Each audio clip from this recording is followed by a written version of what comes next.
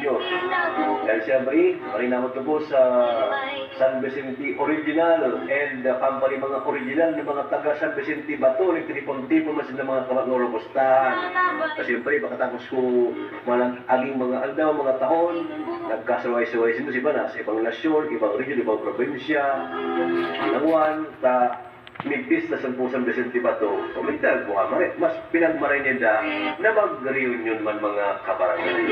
Si Mar, in company, sabi ni Kapitan, sabi ni Ismay, dati may, nawa sa kung mga bukong taga San Vicente Bato, yan na ako rin taga San Vicente Bato, kaya in the company.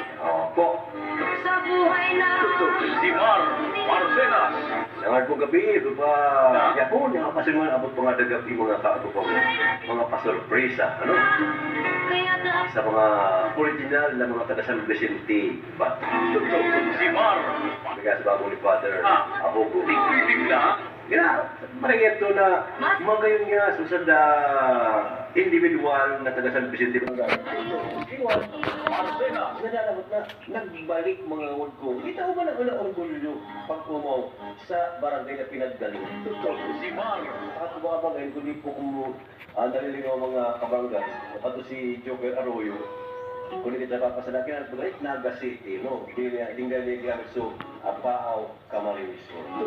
Si Mar. Andrew ni Jericho Rosal. Ano lang ang lugar, pinag-representa nila? Dito lang mailing. Kung talaga si Jericho Rosal, taga Portico. Barangay nagagamit. Ano?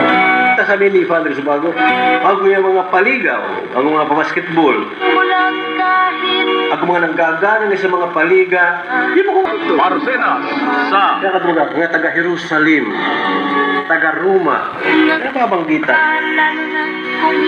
O sa mga gira baga, Iran, papamait ang panahon, magandang tanghali.